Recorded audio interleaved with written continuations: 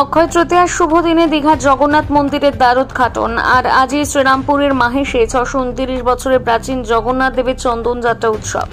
শীতপীড়া দূর করতে থোকা থোকা চন্দনের প্রলেপ দেওয়া হয় জগন্নাথের কপালে। প্রাচীন রীতি মেনে আজও মাহেশে হয় চন্দন যাত্রা উৎসব। অক্ষয় তৃতীয়ার শুভ দিনে প্রভু জগন্নাথ দেবের চন্দন যাত্রা উৎসব হয় মাহেশে। এদিন সকাল থেকে মাহেশে জগন্নাথের শরীরে চন্দন লেপন করা হয়। চন্দন যাত্রা উৎসবকে ঘিরে মন্দির চত্বর মুখরিত হয়ে ওঠে। ভোরে মঙ্গল আরতির পর শুরু হয় প্রভুর বিশেষ পুজো পাঠ।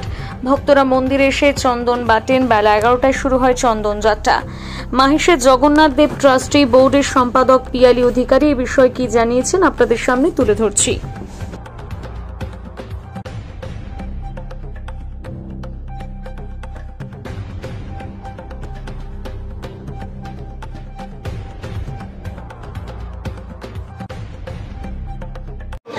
বৈশাখ মাসের চান্দ্র বৈশাখ মাসের শুক্লপক্ষের যে তৃতীয়া তিথি, এই তিথি হচ্ছে অক্ষয় তৃতীয়া। এই অক্ষয় তৃতীয়া খুব শুভ দিন। বছরের 4টে দিন খুব শুভ দিন ধরা হয় 365 দিনের মধ্যে। বিজয়া দশমী, অক্ষয় তৃতীয়া, পয়লা বৈশাখ এবং কার্তিক মাসের প্রথম দিন। এবং এই 4টে দিনের মধ্যেও সবথেকে শুভ দিন হচ্ছে অক্ষয় তৃতীয়া। তাই জন্য এই দিনে আপনি শুভ কাজ করলেও সেটা অক্ষয় হয়ে থাকবে, অশুভ কাজ করলেও সেটা অক্ষয় হয়ে থাকবে। এবং এই অক্ষয় তৃতীয়ার দিনই হচ্ছে মহাপ্রভুর চন্দন যাত্রা উৎসব বলা হয়। রাজা ইন্দ্রদ্যম্নকে জগন্নাথ দেব নির্দেশ দিয়েছিলেন যে এই অক্ষয় তৃতীয়ার দিনেই যে তুমি আমার সারা অঙ্গে তুমি চন্দন লেপন করো। আমার মাথা ধরেছে, আমার গা হাত পা জ্বালা যন্ত্রণা করছে। আমাদের জগন্নাথ দেবের রূপ হচ্ছে সম্পূর্ণ মানব রূপ। আমাদেরও যেমন এই বৈশাখ মাসের প্রখর রোদে যেমন আমাদের গা হাত পা জ্বালা যন্ত্রণা করে, জগন্নাথ দেবেরও মাথা ধরেছিল, জগন্নাথ দেবেরও গা হাত পা যন্ত্রণা করেছিল, জ্বালা করেছিল। তো সেই সময় থেকেই ওনাকে শুধু চন্দন, থোকা থোকা চন্দন আমরা লেপন করি। চন্দন হচ্ছে খুব শীতল জিনিস, তাই জন্য আমরা মহাপ্রভুর মাথায় চন্দন ফেটি দিয়ে, সুগন্ধি কর্পূর দিয়ে মহাপ্রভুর মাথায় চন্দন লেপন করি। 21 দিন ব্যাপী এই চন্দন যাত্রা উৎসব চলে। আমরা 42 দিন ধরেই আমরা মহাপ্রভুর মাথায় চন্দন লেপন করব। এবং আগামী 11ই জুন হচ্ছে আমাদের স্নানযাত্রা উৎসব। ওই সময় বলা হয় চন্দন যাত্রার উদযাপন দিবস।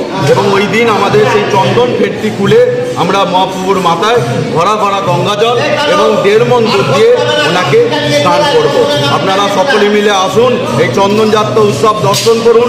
সকাল 11টার সময় আমাদের এই চন্দন যাত্রা উৎসব শুরু হবে এবং চন্দন যাত্রা উৎসব সারাদিন ব্যাপী আমাদের পূজা অর্চনা চলবে উপলক্ষে।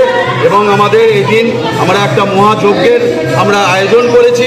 এই যজ্ঞের মাধ্যমে আমরা বার্তা দিতে চাই যে চন্দন যাত্রা উৎসব উপলক্ষে সকল মানবের যেন কল্যাণ হয়, সকল মানুষ যেন ভালো থাকে, সুস্থ থাকে। জগন্নাথ সবাই ভালো থাকে। আজকে দীঘার পাশাপাশি মাহেশেও দেখা হচ্ছে, এখানে বিশেষ পূজা অর্চনা চলছে এবং একটি স্ক্রিন করা হয়েছে যেখান থেকে সরাসরি সম্প্রচার দেখানো যাবে এবং এখানে বহু অতিথিরা আজকে আসবেন, সেই বিষয়ে কি বলবেন?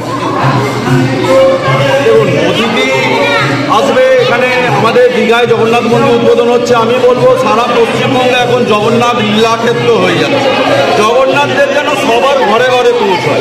দেখুন, মাহেশকে নতুনভাবে পরিচয় দেওয়ার কিছু নেই। মাহেশ নিজের পরিচয়েই পরিচিত। মানুষকে মাহেশকে নতুনভাবে কাউকে জানানোর কিছু নেই যে মাহেশ বলে এক জায়গা আছে। মাহেশ সারা পশ্চিমবঙ্গ, সারা ভারতবর্ষ, সারা পৃথিবী জানে। যেমন এই মাহেশকেই নবনীলাচল আখ্যা দিয়েছেন স্বয়ং চৈতন্য মহাপ্রভু। 629 বছরের মূর্তি। স্বয়ং রামকৃষ্ণ ঠাকুর, মা সারদা থেকে শুরু করে ভক্তকবি গিরিশচন্দ্র, রবীন্দ্রনাথ ঠাকুর কে না আসেননি? এত অবতারের পদধূলি পড়েছে, এত অবতারের পাদস্পর্শে ধন্য এই শ্রীপাদ মাহেশ আজ আমাদের তীর্থভূমির সাথে সাথে আমরা পর্যটন কেন্দ্র হিসেবে পেয়েছি। আমি মুখ্যমন্ত্রীকে ধন্যবাদ জানাতে চাই, মুখ্যমন্ত্রীকে কুর্নিশ জানাই। তিনি আমাদের মাহেশকে সাজিয়ে তুলেছেন এবং আমাদের কিছু কাজ এখনো অবশিষ্ট হয়ে আছে। আশা করি আমাদের সেই কাজও অবশিষ্ট যে কাজ সেটাও সুসম্পন্ন।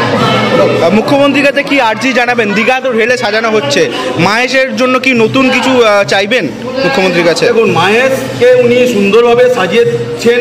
2019 সালে আমি এবং আমার পিতা সৌমেন অধিকারী, যিনি প্রধান সেবায়িত মাহেশ জগন্নাথ মন্দিরে আমরা গেছিলাম এবং দিদিকে জানিয়েছিলাম এত অবতারের পদধূলি পড়েছে এই মাহেশকে ঢেলে সাজাতে হবে। সাথে সাথে তিনি সাজিয়েছেন। 2019 সালে উনি এসেছিলেন উনি রথের রশি টান দিয়েছিলেন এবং সেদিন ঘোষণা করেছিলেন মাহেশ হচ্ছে আমার নিজের প্রকল্প। তিনি সুন্দরভাবে সাজিয়ে দিয়েছিলেন, কিন্তু আমরা পুরনো আদলটাকে আমরা রেখে দিয়েছি। আমরা গর্ভগৃহ সংস্কার থেকে শুরু করে নাট মন্দির, সহদেবতার মন্দির সংস্কার হয়েছে, কিন্তু এখনো পর্যন্ত আমাদের গেস্ট হাউস হয়নি। এখনো পর্যন্ত আমাদের সিংহদ্বারের কাজ ইনকমপ্লিট হয়ে পড়ে আছে। আশা করা যায় খুব তাড়াতাড়ি। তবে সব কিছুই জগন্নাথ মহাপ্রভুর ইচ্ছা। উনি যেটা করবেন, ওনার ইচ্ছা ছাড়া গাছের একটা পাতা পর্যন্ত নড়ে না।